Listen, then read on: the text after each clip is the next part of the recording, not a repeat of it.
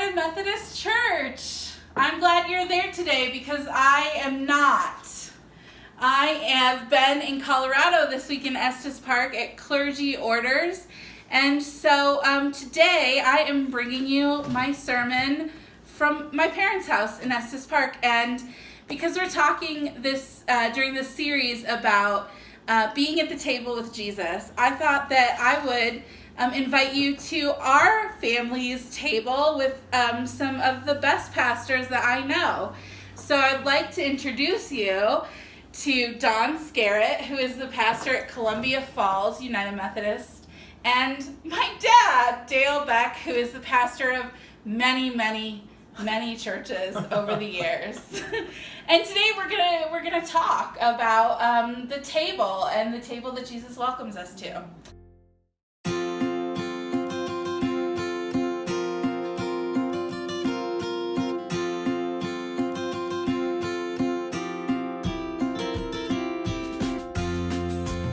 What is that upper room meal story? What do you think of when you think of that meal? What does that meal mean to you? It's so rich. A part of it, it's so rich. There are so many meanings. I have a vision of the people around the table, and how that they were not all in agreement. That they were anxious and nervous, and that at the table there were some who wanted to have priority over others. And so it was not a feast of people who were all in harmony at the beginning. Everything wasn't easy for them. And there was anxiety around the table. So that side, having served communion many times, that I think of those times when there's stress around the table. In this little town in Illinois, and there were 2 kids in our youth group at our church who were killed in a car accident. Wonderful, amazing children. And one of the moms was a single mom, close to our family, and I remember, for some reason, because I wasn't very old, but I remember the time I feel like in my mind it was right after that had happened at church, she took communion, and she walked up to the communion rail and just weeping, like just tears and tears and tears. And like last week we talked about the woman who was at Jesus' feet, went to the home of Simon the Pharisee and was weeping so much that all the tears are falling out. I mean, it was like that. It was that just deep release at the communion table. And I remember the community surrounding her at that table. And so I think about that there's pain in that room too. There's the people that come with the deepest hurts, and that they're around that table too. And I remember even as a kid in that moment realizing that this was something about who we are. Like this is something about being bigger than just the individual, but holding each other's pain and holding space for each other's pain and group, and that when something happens to one of us, it happens to all of us. And so we're all there, and none of us have to be alone in that, you know. So it's not surprising that there's blood mentioned here. Right. And death. Because we're surrounded by that. Yeah. And the communion table is a place of finding hope, care, redemption, forgiveness, encouragement. Yeah. When not because things are easy, but when things are hard.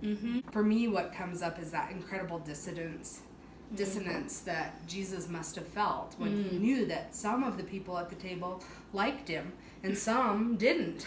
Right. Kind of.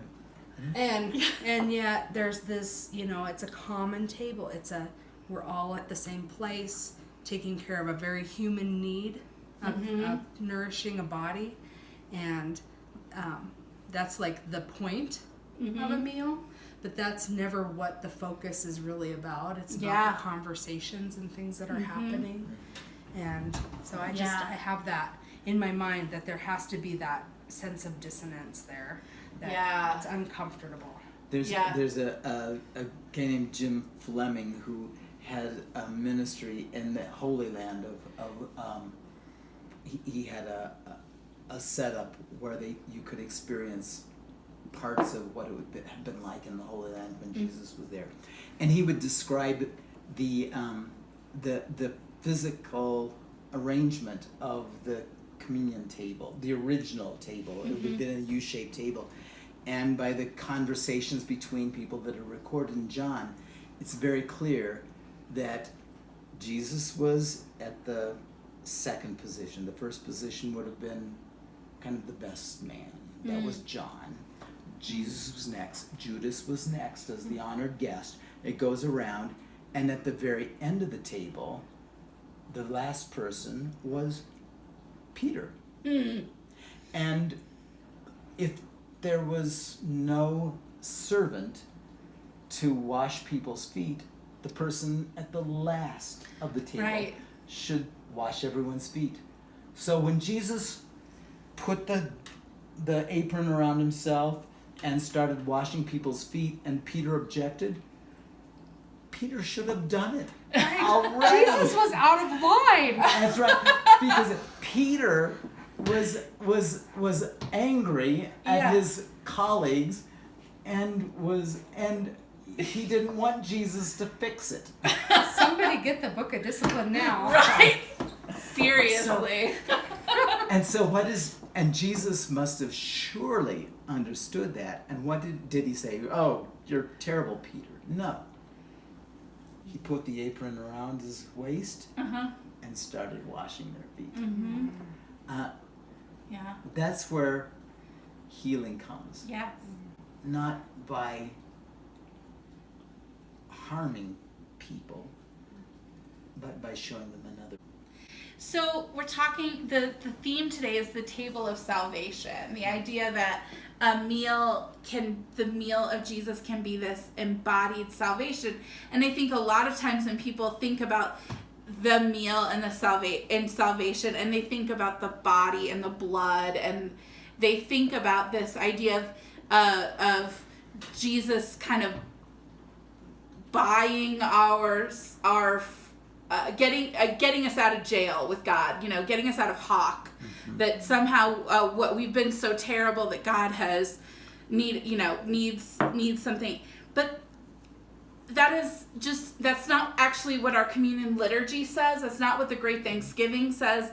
One of my favorite lines of the prayer that we say, the traditional prayer at the table, is where it says, it starts out by saying, you breathed into us the breath of life. And then it says, when we turned away and our love failed, your love remained steadfast. It doesn't say, when we turned away and our love failed, you blamed us for our shortcomings. You started making a list of all the things we've done wrong. Yeah, it says, your love remains steadfast. So the story we tell at the communion table, the story of salvation we tell, isn't that God needed a human sacrifice in order to be satisfied, but that God's love just was always, always, always there, and that the salvation that's present at the meal is the healing, is the hope, is the connection. That's the salvation. I had this. I was working as a chaplain resident, and I had a patient who was 30 years old, and she was dying of liver failure. And her boyfriend was bedside, and this was in the state of Colorado, so he was making all of the decisions. Unbeknownst to him, the doctor kept coming to him and saying, what do you want to do? What do you want to do? And then it was time. The doctor finally came in and said, she's dying, and it's time. You have the right to say, hey, let's take her off of life support and offer her comfort care in the end. And he wouldn't do it. He said, no, she's married to a man in Texas. And so the hospital did some digging and found out, sure enough, she was. And they got a hold of her husband, and he was flown in to be next to her bedside. And I remember coming up there to be present, and boyfriend was bedside saying goodbye, and I was visiting with her husband in the hallway, and he was pretty somber. And her boyfriend came out, and her husband went in the room, and things were pretty cold between them. They knew about each other. They were well aware. And anyway, her story was that she had moved to Colorado to be with, to get away from her husband. He couldn't take her addiction narrative anymore. So she moved to be with her boyfriend. So anyway, her husband went in to say her goodbyes, or to say his goodbyes to her, and then he made the decision to take her off of life support. I was around to do some paperwork and be with family and all of that. And when we get done, I was visiting with the nurse, and she was pretty concerned because she's like, how is anything good going to come of this? I could just see war coming. Right. And Seriously. yeah, and so I turned to my patient's husband and gave him a hug and said, you're in my heart. My heart goes out to you. This is really hard. And then I turned to her boyfriend and said, I know this is really hard, and my heart goes out to you. And then there was just kind of this awkward, pregnant pause of silence. And then her husband said this beautiful thing to the boyfriend. He said, thank you for being there for her when I couldn't be. And then they hugged. And that was a moment of salvation for all of us who were present. Yeah. Like if people can get to a common sense of recognition that we're taking care of people when they need it. Yeah. And ignoring all of their own stuff that they bring. Yes. To kind of get over our own egos. Yeah. Sometimes that healing presence can be had. Yeah. Making room for the Spirit, or being open. And sometimes we're not open, but the Spirit comes through anyway. Right. Don, your story reminds me of another story, but kind of quite a different story, but about what it means when we have communion as a part of our DNA, our what we do, that this is a part of who we are.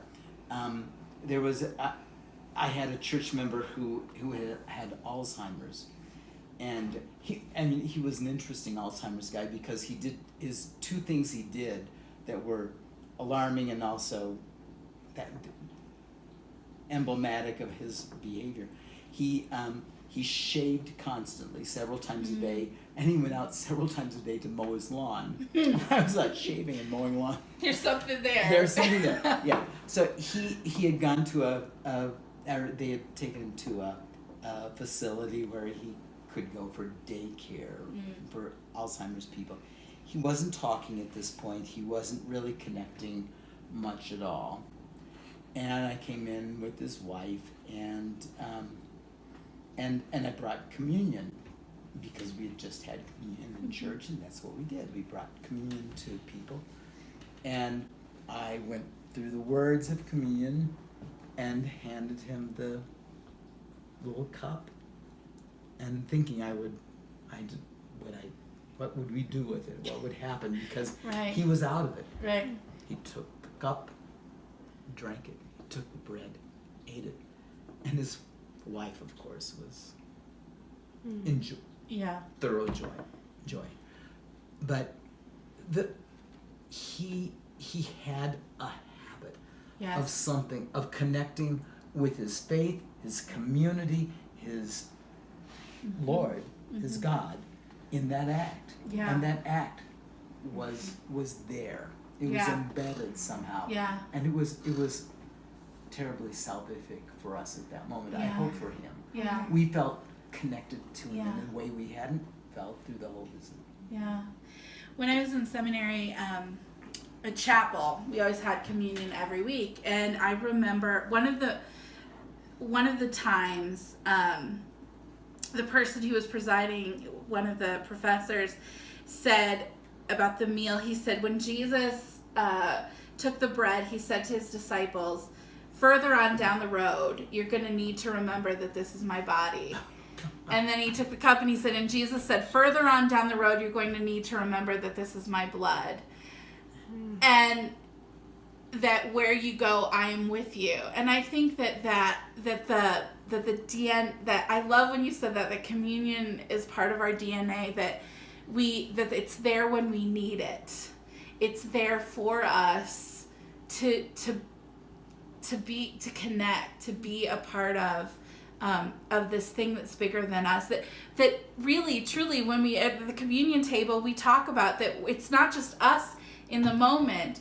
It's us. It's the people that came before us. It's the communion of saints. It's the people that come after us. It's the world that is doing this the same. Like it's all we're connected to something so much greater than us.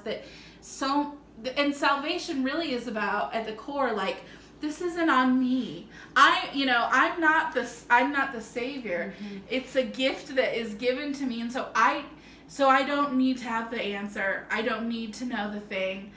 I just need to reach out. I just need to reach out to it for it. A few years ago, it's getting to be 15 years ago now, there was an agreement with the United Methodist Church and the Evangelical Lutheran Church of America that we would share communion. And obviously, they were more liturgical than we were and had more rules around that. The question is, well, where is Christ present? At what moment?